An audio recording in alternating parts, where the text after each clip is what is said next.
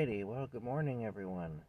Um, well, I guess this is going to be my daily message against our rulers because I'm going to do this every day. So, if you all love our rulers and don't like anybody talking bad about them, this would be the time to quit watching because I'm about to say some stuff about our rulers. Um, I'm going to touch on a couple of things today. One of the things I'm going to touch on is interbreeding. Um, most of the ruling class on this planet is interbred, which is interesting because we're told we're supposed to look up to these people um, because they're better than we are and all that. So we're given that message all the time, yet we're to look down on hillbillies. And one of the reasons we're to look down on hillbillies is because of all the interbreeding. So Cletus, the slack-jawed yokel, we're to look down on him. We're to see him as inferior because his people are all interbred. But we're to look up to the royal family and to the Rothschilds and the Rockefellers and all those people, despite the fact that they're interbred, or maybe because of it. I don't know. It doesn't make a whole lot of sense. I mean, the only difference between the inbred hillbilly and the inbred elite is money. You know, the inbred elite has nicer stuff than the inbred hillbilly. They live in nicer places and they have nicer stuff. Um, Yet most people wouldn't trust an inbred hillbilly to run anything, really, because we've been conditioned to look down on those people. Um, Above my hometown of Perth, Ontario, Canada, if you go north of there, we say north of 7 because Highway 7 runs along the north edge of the town. Highway number 7 does. And we say north of 7, meaning anything above Highway 7 after you leave Perth. People up in that area are considered to be interbred and stupid and hillbillies and all the rest of it. And they're looked down upon. You know, they're kind of the butt of jokes and whatnot. And the truth is, at one time, not so much now, but at one time there was a lot of interbreeding. The further north you went, the worse it got, too. And there were actually obvious birth defects. There was a family from up there, and they all looked like birds. They had the neck all gathered up and to their bottom lip with no chin. And they had huge eyes and a long beak-like nose and stuff. They really did look like birds. And anyway, that was from interbreeding. I remember seeing one of them in town one time, and I told my grandmother about it, and she wasn't surprised at all. She said, "Oh yeah, there's a whole family of them up above Lanark." And she said, back in the 40s, we used to see them in town sometimes. A whole family that was like that, and she said it was because of interbreeding that had happened. So, you know, I figured she'd be surprised. I figured she'd believe me because she would believe me. That's why I told her not everybody would have believed me, but I knew she would believe me. But I figured she'd be surprised, and she wasn't at all. She said, "Oh yeah, there's a family like that up above Lanark." She knew exactly what I was talking about because she had seen it. And she told me back in the 1940s we used to see them in town sometimes. Anyway, so that's one thing. I was watching a documentary recently about the Rothschild family. One of them married his niece. I mean, imagine marrying your niece, you know, yet we're to look up to these people, and we're to trust them with our lives, really, with everything. That's one thing. Now, we got our government in Canada here who are a huge bunch of criminals, and they're passing Bill C-63, and I know I'm harping a lot lately on Bill C-63, But the reason I'm harping on Bill C-63 as much as I am is because it is a wicked and evil law. It's actually a satanic law. And I mean, these people are horrible. And basically, these people are criminals. Justin Trudeau, our Prime Minister, Chrystia Freeland, his deputy Prime Minister, that's a demonic-looking woman. If you ever saw her face, she has a demonic face, that woman does. She actually looks demonically possessed. And she's always twitching and stuff, and cackling, that cackling laugh, and like she's just a hateful, nasty person. And that woman, she's the one that sat there and said, well, Canadians are going to have to feel the pain at the pump so that they come to realize that their behaviors are destroying the planet. About the carbon tax and how it was affecting people being able to afford fuel to drive to work and stuff. And then she said, my father gets after me all the time because I don't own a car. And like that. And it's like, you got a government-provided limousine. She has a chauffeur-driven limousine provided by the government. In fact, if she flies to a city in Canada, she has her chauffeur drive her limousine to the airport wherever she's going and meet her there so that she can be driven around in that city in her own car by her own chauffeur. That I mean, well, I don't own a car. Yeah. You know what you can do. Anyway, hypocrite. Anyway, so there's that. And the thing is, this Bill C-63, it's a censorship law. It's basically to say that we're not allowed to say anything if the government decides that what we're saying is wrong or disturbing or dangerous. And the thing is, they can put you in prison for the rest of your life under this law. It gives the government the authority to kick in people's doors. They're going to have their own tribunals with their own police forces that have police powers that exceed what any police department in Canada has now. Powers of search and seizure that the RCMP and the Ontario Provincial Police and virtually every municipal police department in Canada would drool over, would just love to have. They're going to have those kinds of powers. And like literally the maximum penalty is life in prison, which is the maximum penalty in Canada for murder. If I murder you, the maximum penalty I can receive in Canada is life in prison. Well, if I say something that's considered offensive, or that the government doesn't like me saying, that can also be the maximum penalty. So basically, offending Prime Minister Justin Trudeau is the equivalent of murdering somebody if this law passes. It's the equivalent of taking another person's life, intentionally taking another person's life. That's what it is. But there's one thing about it, though. Criminals hate it when you talk about their crimes. And that's what this bill is really about. It's a shut up about the shit that we're doing to you bill.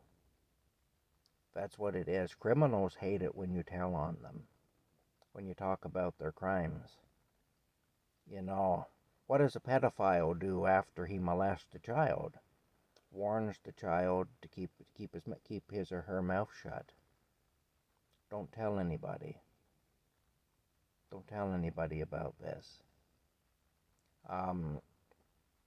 Oftentimes criminals will say, if you go to the police, I'm going to come back here and I'm going to mess you up, or whatever. They'll make those kinds of threats. I mean, criminals hate to be talked about. They hate for their business to be talked about. criminals have a lot of secrets that they wish to continue to be secrets for obvious reasons. They don't want stuff getting out. They don't want people knowing what they're doing. They don't want to have to absorb the consequences for what they've done. Well, that's what our government is doing because it's a criminal government. Anyway, they're committing crimes against humanity every day in this country. We have a murderous, perverted,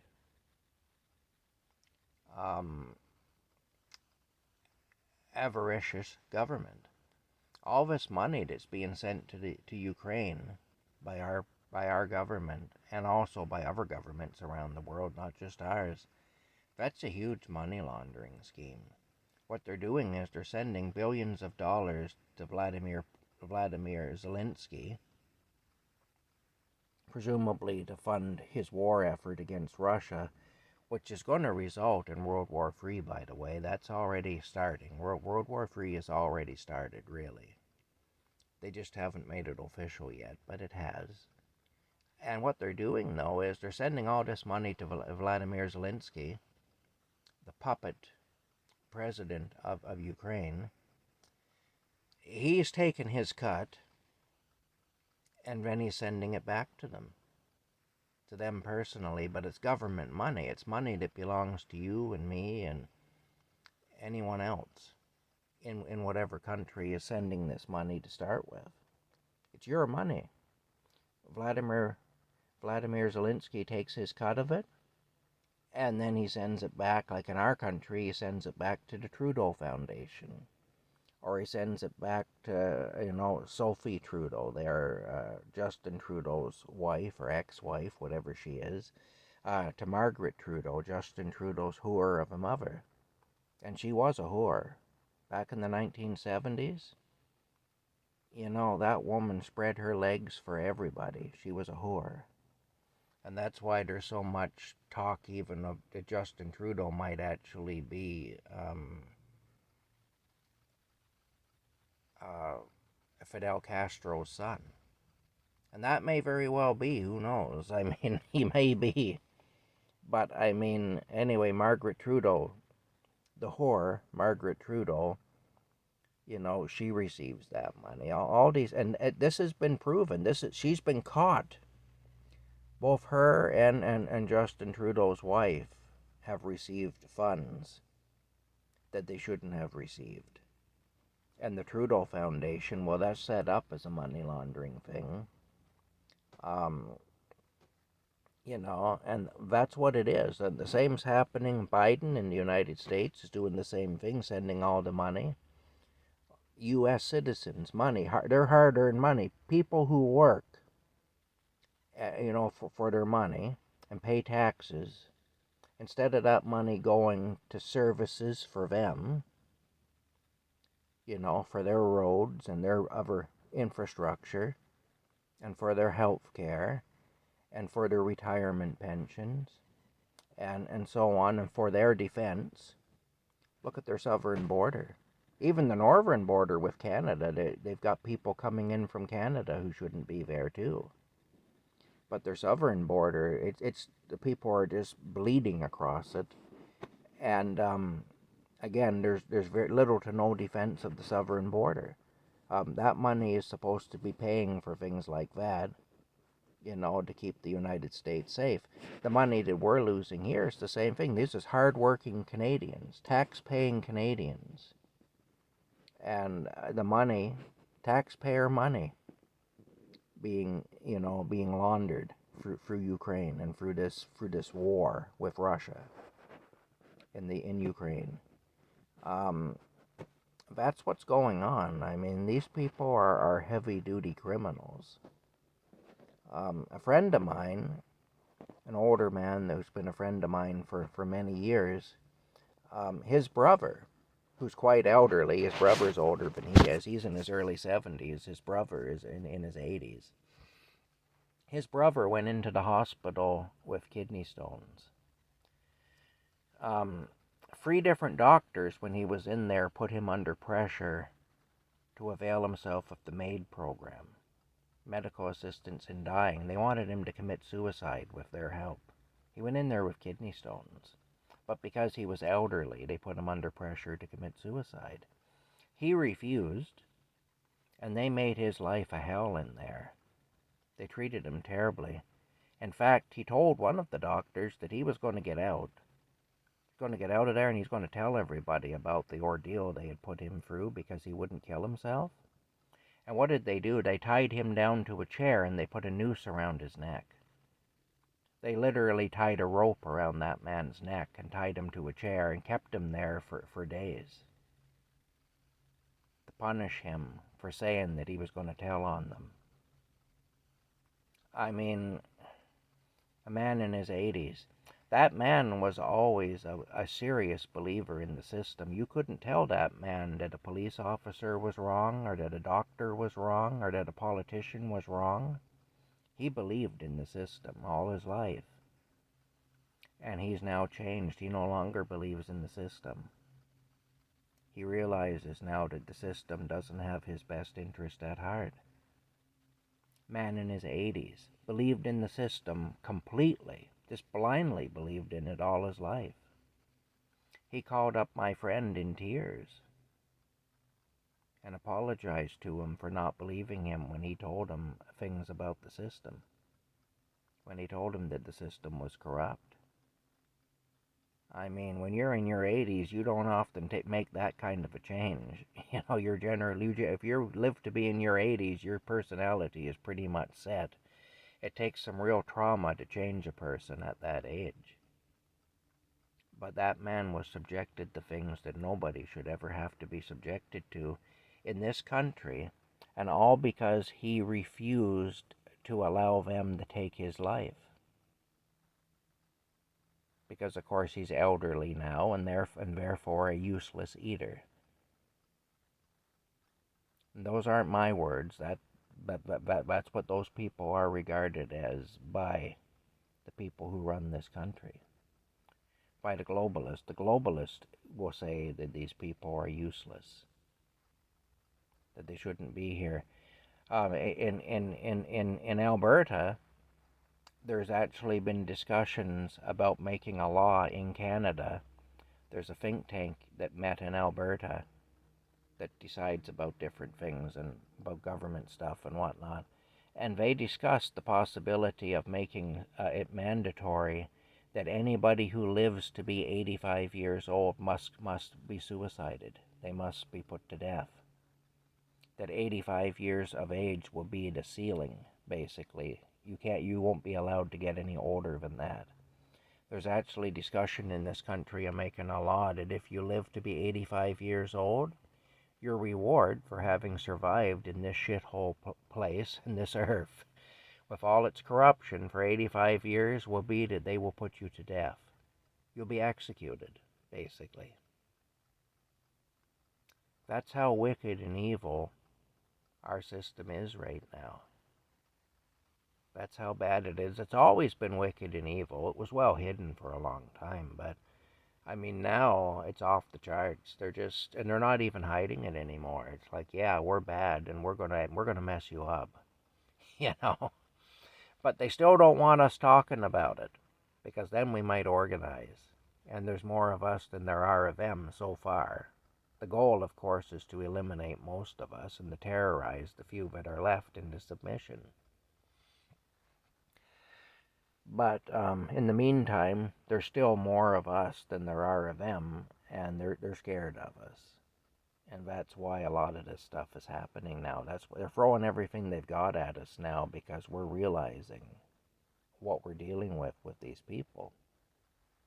And again, the idea that we should worship and adore a bunch of people who are interbred, when we're told that people who are interbred are inferior, at least if they're not of that class, they're considered inferior.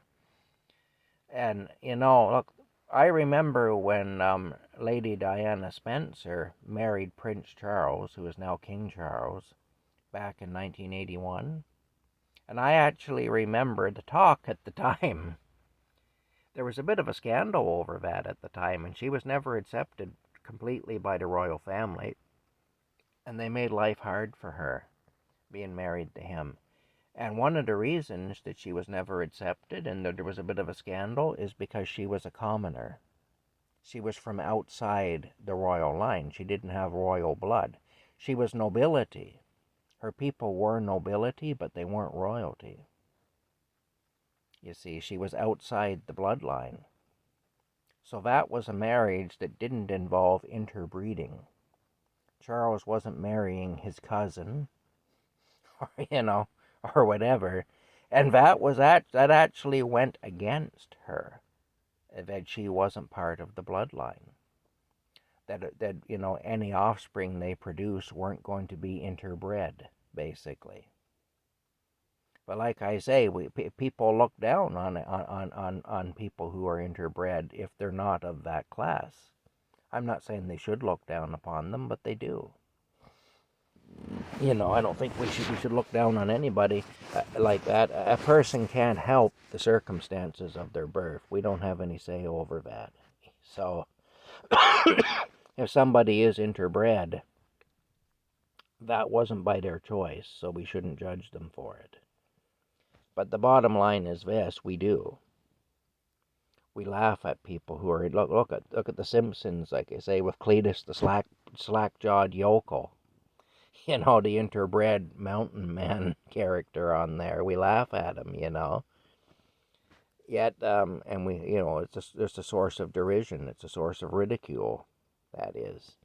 Yet, we're to look up to and just really worship the royal family, the Rothschilds, the Rockefellers, all these big families that are all interbred.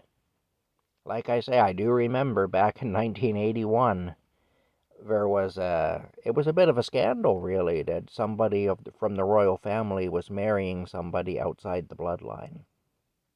That was talked about in a negative way, Basically, if there wasn't going to be interbreeding in that marriage, that's what it boils down to. What an awful thing. They're actually going to produce children who aren't interbred. Yeah. Anyway,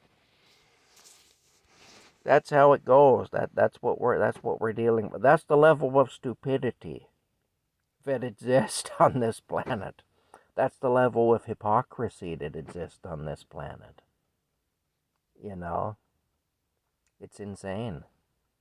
Anyway, that's it for now. There's Rocky. Rocky doesn't trouble himself with all this silly stuff that we get mixed up in. He just has a nap on his pillow in the window there, and he's a happy little guy. Anyway, that's it for now. We'll talk to you later. He's turning around. He's going to lay down again. He says, I slept for half an hour pointing one way. Now I'm going to lay down and sleep pointing the other way. See, variety is the spice of life, after all. All right, there he is. Look at that. That's graceful. That's like a ballet dancer move right there that he's doing. Very graceful. Anyway, we'll talk to you later.